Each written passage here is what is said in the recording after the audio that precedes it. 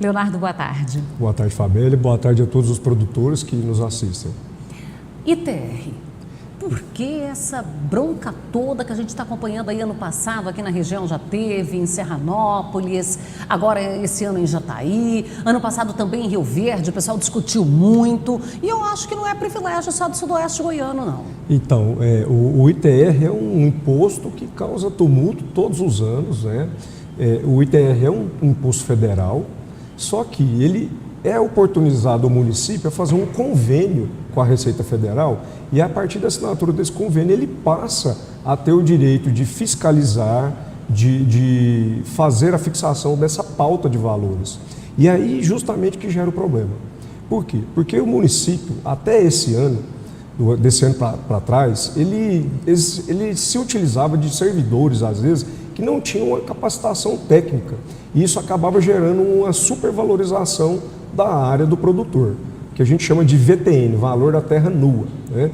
Então isso gerava o quê? Um recolhimento injusto do tributo por esses proprietários de terras rurais. Tá, vamos tentando assim esclarecer. Eu levo um profissional que não é daquela área, ele olha uma propriedade grande e estruturada, ele faz a avaliação da terra nua considerando a estrutura presente nela. Exatamente. Que não é a terra nua nesse caso. Na maior parte das vezes, o que era feito antes era levar um corretor e fazer uma avaliação de preço de mercado, levando em consideração os investimentos, as benfeitorias.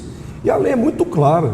Você faz a valorização, a avaliação do VTN, você não pode colocar o valor desses investimentos e benfeitorias, é a terra nua mesmo. Então, hoje ainda persiste esse erro, né?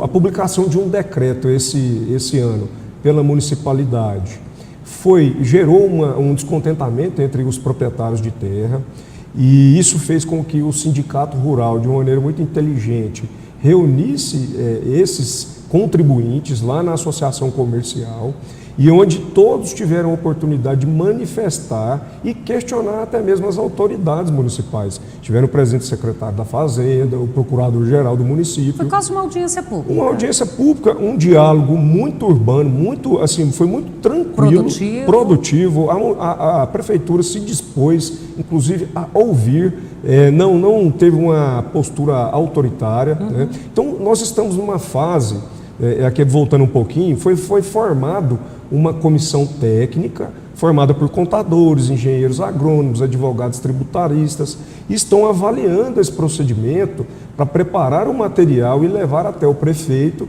apontando o erro, né, nesse laudo. E esse erro está muito evidente.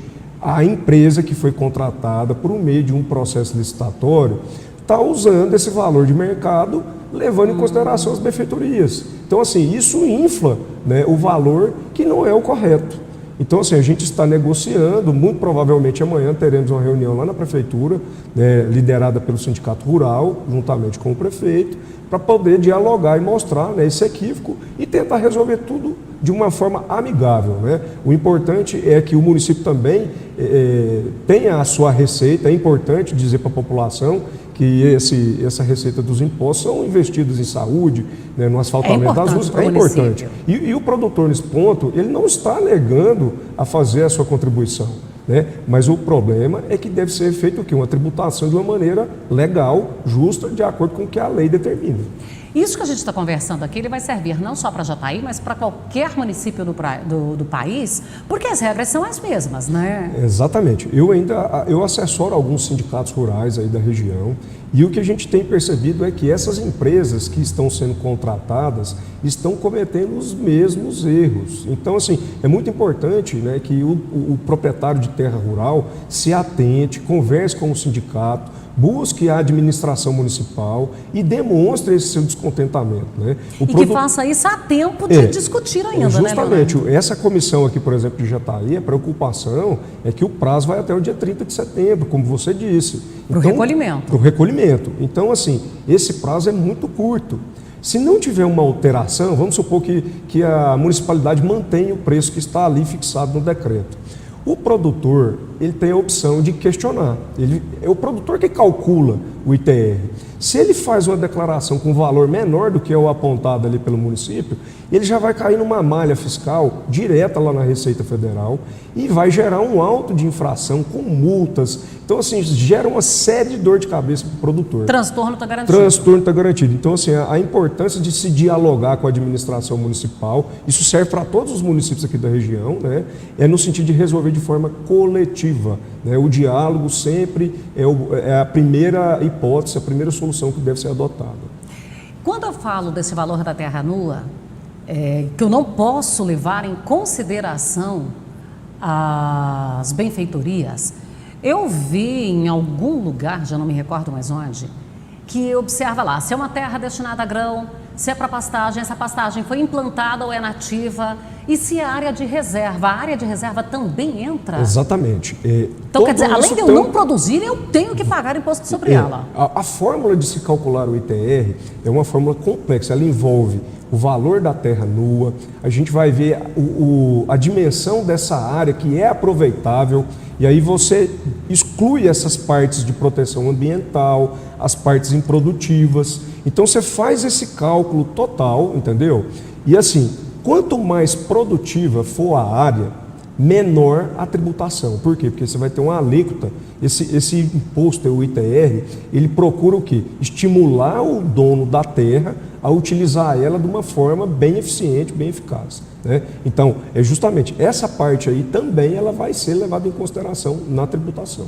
Então, aquela área degradada, aquela pastagem que não recebeu uma correção, então ela vai ficar mais cara. Ela vai ficar, na verdade, nesse primeiro momento da avaliação, ela tem uma avaliação menor do que uma área de aptidão, né? Mas ela vai ser levada em consideração, sim, porque ela vai ser improdutiva. Porque, vamos então aqui, deixa eu ver se eu estou compreendendo todo esse conceito. Porque aí a municipalidade ou quem quer que esteja tributando considera também que em cima de uma área altamente produtiva ele vai ter impostos por causa da minha produção. Exatamente. Então não é uma área que está ficando obsoleta. Não, ela leva em consideração. Então é justamente o ponto da briga, é por quê? Porque esse valor da terra nua, que é o principal elemento que serve no cálculo do ITR, ele não pode ser levado em consideração juntamente com essas benfeitorias, esses investimentos. Porque senão você vai fazer com que esse produtor, que já vem sendo tributado de uma forma bem acentuada, pague mais imposto ainda. Então a briga, né, o diálogo hoje na região, em todos os sindicatos aí com a municipalidade, é nesse sentido, é de que essa avaliação seja feita de uma maneira real, né, não pode inflacionar. Tá, eu vou fazendo mais perguntas aqui, o objetivo não é deixar o Leonardo de forma alguma em saia justa, se alguma resposta não tiver presente, paciência, né? Vamos pegar aqui a nossa realidade aqui em Jataí, aqui a região, sim, porque às vezes a gente pega, nós temos aqui a região de São José, que é uma região com a terra mais arenosa, com menor produtividade e tudo, e temos ali a região da Ponte Pedra. Que já é uma região diferenciada. E tem essa parte em que o produtor fez um investimento em correção de solo. Isso. Como é que eu vou ficar? Eu precisaria fazer uma análise de solo para ter esse valor de terra nua? Esse é o problema. Por quê? Porque quando o município vai fazer essa avaliação, ele contrata uma empresa e ele faz vamos falar assim, é como se fosse um preço médio. Ele não leva em consideração essas singularidades, essas especificações detalhadas de cada área. E aí é o problema, o produtor, para ele contestar esse laudo, esse valor, ele precisa também contratar um outro profissional para fazer um laudo. E aí, às vezes, o tributo que está sendo cobrado em excesso fica mais barato do que a contratação desse profissional. E aí é por isso que muitas vezes vai deixando rolar. Aí o produtor acaba fazendo o quê? Desistindo. Ele prefere pagar mais do que brigar. Então é assim, é por isso que a solução coletiva, ela se torna mais adequada nesse momento. É por isso que é importante que o sindicato faça o acompanhamento. E aqui assim, vai uma informação. Tem muitas prefeituras que não informam o sindicato rural de que está acontecendo essa avaliação, para que o sindicato possa acompanhar, que seja feito de uma forma transparente e que não resulte num valor artificial que não representa a realidade. né? Então, essa questão de uma terra ser menos produtiva e a outra mais produtiva, infelizmente, nesse ponto do VTN, ela acaba sendo desconsiderada. É o valor médio que vai representar. E vamos falar um pouquinho aqui de fundo rural. Parece que tem... Bom, lá em Brasília não andou. O PL 9252 está parado. Com a aprovação dele, a gente tem resolvido uma série de coisas e está parado aí, esperando Previdência e tudo bem, ok. Mas tem algumas notificações chegando e trazendo problemas, né, Leonardo? A gente tem acompanhado aí com bastante preocupação. O projeto que dá essa remissão para esse passivo está parado, né?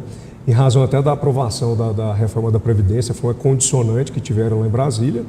Mas com essa paralisação, o produtor, né, que estava discutindo o fundo rural judicialmente, aquelas empresas que faziam compras desses produtos e não tiveram cautela, não tiveram uma orientação correta, estão sofrendo agora na pele. A Receita Federal já iniciou os procedimentos de cobrança desse passivo. Então, eu estou acompanhando aí casos de até mesmo chamar o sócio dessas empresas para responder criminalmente, aonde a gente vê claramente que não teve a prática de delito nenhum. Então, assim, a Receita Federal vem agindo com uma forma bastante incisiva e arbitrária, né, frente a esse produtor. Então, é preciso que tenham atenção, conversem com os seus contadores. Já tivemos a oportunidade de falar aqui em seu programa anteriormente também, que o produtor pode ser pego de surpresa com uma ação de execução fiscal ali e bloquear o dinheiro dele na conta corrente do nada. E a gente já teve caso aqui, né? E já tivemos casos nesse sentido, né? Então, assim, o que eu vejo é que há uma extrema necessidade de que as lideranças lá em Brasília, que defendem o produtor, que passem a ter uma prioridade nesse sentido, porque eu estou vendo a hora desse produtor já ficar numa situação de inadimplência. Vai ter o nome escrito na dívida ativa, vai ter o nome dele no CADIM, ele vai ficar impossibilitado de fazer, né, o fomento da atividade dele por meio dos bancos e ainda vai ter essa cobrança com multa de 75%. Então, assim, é um cenário negro que eu estou vendo aí com relação ao fundo rural. Deputado Jerônimo, eis que nós vamos mais uma vez para cima, hein? Então, o deputado Jerônimo tem o PL 9252, que faria essa remissão do passivo. Então, daqui a pouco, acho que nós vamos ter que concentrar todas as forças e organizações do agro ali nos parlamentares, a fim de aprovar o PL 9252. E tem essa questão aí dos adquirentes, né? Que esses sócios aí são os adquirentes. Isso, e nem todo adquirente que está sendo processado ele tinha feito essa apropriação indébita. Exatamente. Porque existem os dois casos.